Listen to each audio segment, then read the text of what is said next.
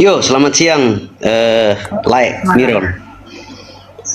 Jadi, saya mau tanya saja karena ini kan saya juga lagi belajar. Bagaimana dengan hari Sabat, ya? Hari Sabat di dalam Alkitab, oleh karena saya pernah melihat video Lai menjelaskan bahwa di dalam Kisah pasal 20 ayat 7 itu menggambarkan bahwa rasul-rasul itu beribadahnya pada hari Minggu, ya. Nah, tapi kalau kita baca di kejadian lagi Kisah Rasul pasal 20 ayat 7 itu, saya pikir tidak ada di situ kata mereka beribadah. Karena mereka memang berkumpul memecah-mecahkan roti pada hari pertama minggu itu, tetapi tidak ada konteks ibadah di situ. Nah, kalau kita baca di Kisah Rasul 17 ayat 18 ayat 2, lalu ayat-ayat sebelumnya, maka Paulus mereka itu sering beribadah di hari Sabat, malah 3 Sabat berturut-turut dan lain sebagainya. Jadi, nah terus kalau dari mana Laik bilang bahwa ini kita sharing ya, diskusi ya, saya belajar juga.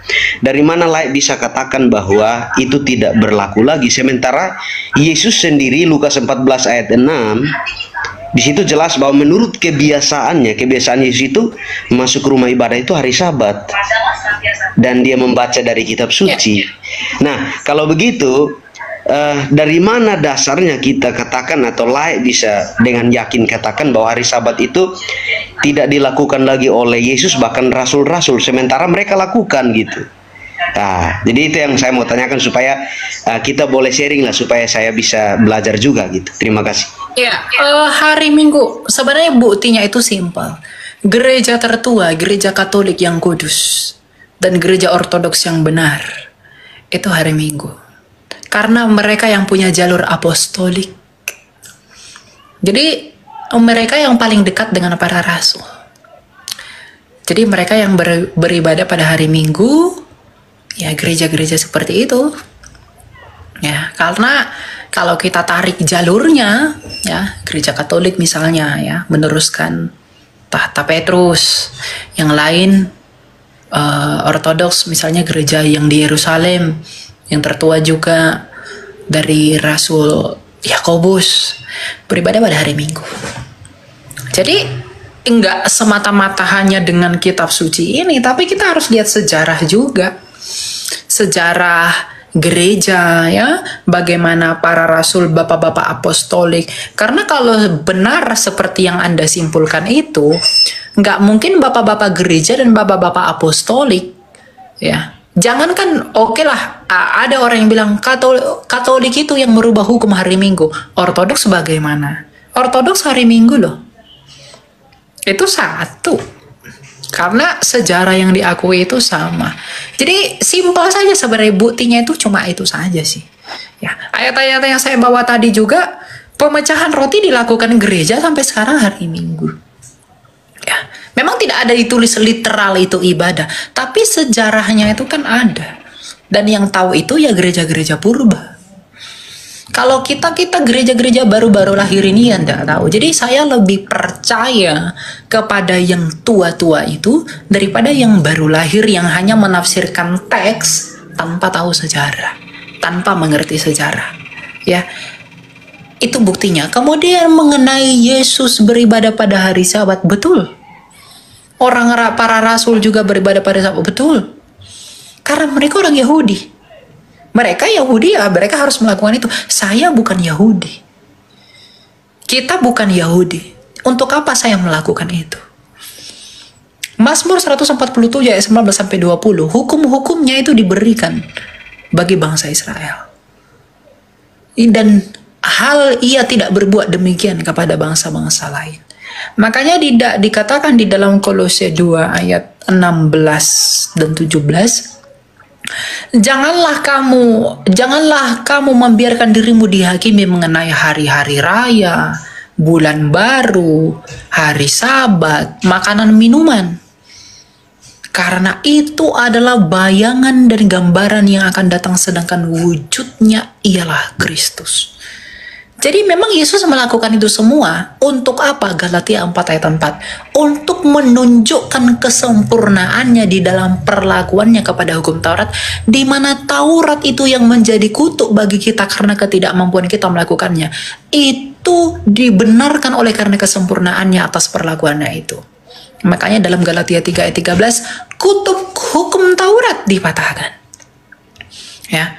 Jadi iman Kristen itu bukan tentang iman nggak boleh makan ini, nggak boleh makan itu. Nggak, para rasul nggak begitu. Penglihatan Petrus, misalnya tentang makanan minuman. Penglihatan Petrus, ya, sebelum dia sembahyang, dia diizinkan Tuhan memakan sesuatu yang dia anggap najis selama ini. Artinya apa? Perlakuan Taurat ketika Kristus telah datang dan bangkit dan naik ke surga menyatakan kemuliaannya itu diteruskan dan dicurahkan dan dikukuhkan oleh Roh Kudus Sang Pemberi hidup. Ya. Jadi itu Yesus melakukan sahabat apa sahabat itu dia tetap melakukan, ya dia melakukan itu kok. Kenapa? Karena dia Yahudi. Enggak hanya sahabat, kurban pun mereka lakukan. Jangan hanya sahabatnya dong. Kalau mau setia dengan itu, ya kurban pun mereka lakukan. Oh, bait Allah belum hancur kok pada saat itu.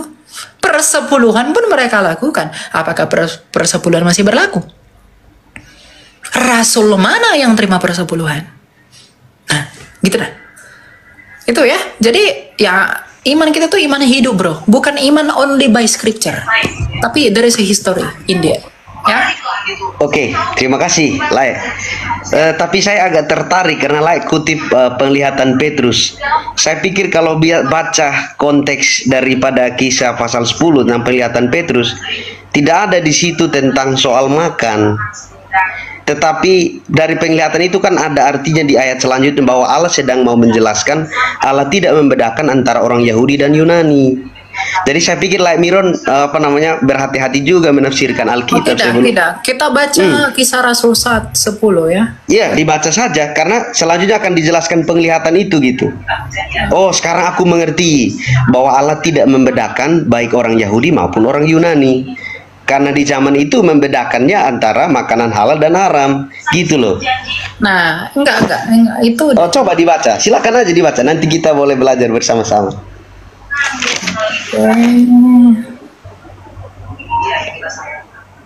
Nah, ya, kalau ayat 14 kan ada tuh. Tetapi Petrus menjawab, tidak Tuhan. Tidak, sebab aku belum pernah makan sesuatu ini kan, yang haram. bentar. Jangan lari ya. Iya. Katakan, bangunlah hai Petrus, sembelihlah dan makanlah. Iya. Itu sudah jelas. Jangan ditafsirkan lain-lain lagi. Ya. Di sini sudah dikatakan sembelihlah dan makanlah. Jangan kamu tafsirkan makan dengan lain lagi. Sorry lah. Saya pikir cara belajar kita Alkitab itu tidak bisa hanya dicomot ayat-ayat. Justru gini.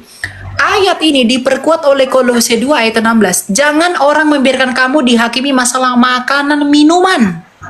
Itu Rasul Paulus kepada jemaat di Kolose. Jadi saya sudah punya 2 ayat yang mengkonfirmasi kebenaran ini. Jadi jangan ditafsirkan lain-lain lagi. Ini bukan penafsiran. Coba baca selanjutnya. Kisahnya itu yang sudah selanjutnya. Jelas. Dikatakan sembelihlah dan makanlah. Itu sudah jelas. Jadi jangan kamu tambah-tambah yang lain-lain. Enggak, saya enggak tambah. Coba dibaca dulu selanjutnya. Di dalam Kolose juga sudah. Nah, inilah. Jangan kamu membiarkan. Enggak bisa belajar Alkitabnya dengan cara begitu. Bukan, justru Anda yang mempelintir kitab suci. Saya tidak mempelintir. Mari kita baca ayatnya. Karena Anda memahaminya dengan EICGC.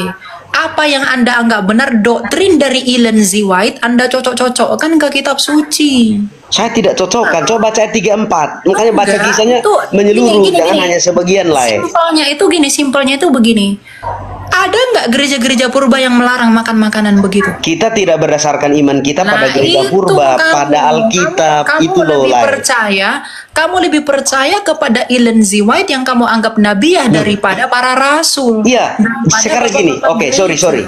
Sekarang coba baca ayat 34. Coba baca kisah 10 ayat 34 supaya layak mengerti. Nggak perlu. Kita inilah. Baca sembelihlah dan makanlah. Itu sudah cukup. Itulah lai.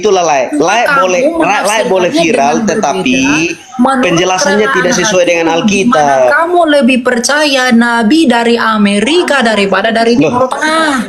Saya suruh baca Alkitab, disuruh Ellen White. Gimana sih, lain nggak jelas? Iya, doktrin yang kamu ajarkan itu dari Ellen G. White kan? Saya tidak sedang ajarkan doktrin. Kisah 10 loh, lah yang kutip loh, kisah 10 loh. Kisah 10 itu sudah jelas, sembelilah dan makanlah. Mau kamu artikan apa ayat lagi? 34 loh, ayat 34 loh, ayat 34. Di sini dikatakan bahwa apa yang dinyatakan halal oleh Allah tidak boleh engkau nyatakan haram. Ayat 34 lah. Jadi sudah jelas di dalam ayat itu mengenai makanan dan minuman.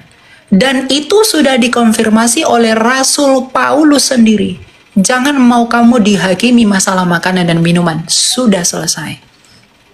Ya. Jadi jangan, Advent ini nggak jelas memang. Ya. Banyak kali bacretnya. Mereka itu lebih percaya kepada Ellen G. White dari Amerika daripada para rasul yang ada di Timur Tengah. Makanya saya bilang mereka ini menafsirkan itu dengan exegese. Mereka sudah punya konsep yang ditelan-telan mentah dari si Ellen G. White itu.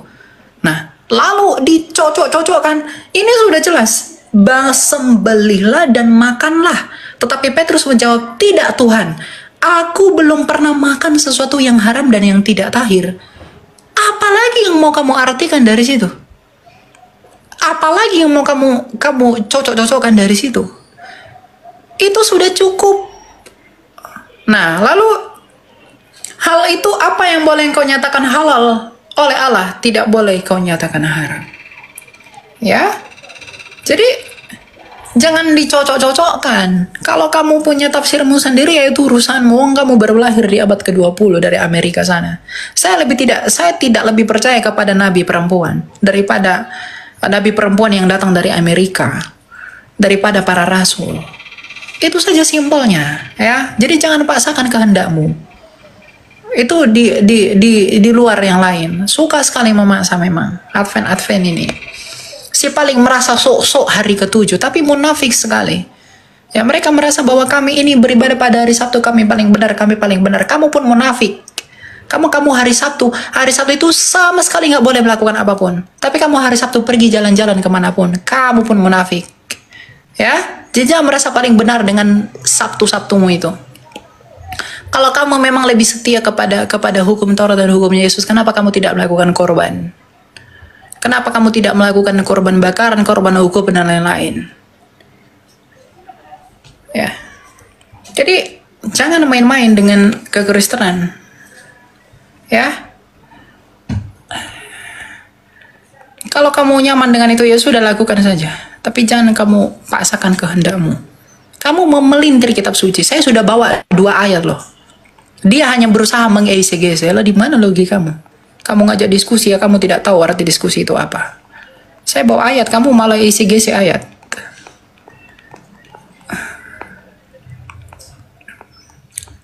Gitu ya, jadi jangan suka hatimu menafsirkan ayat itu.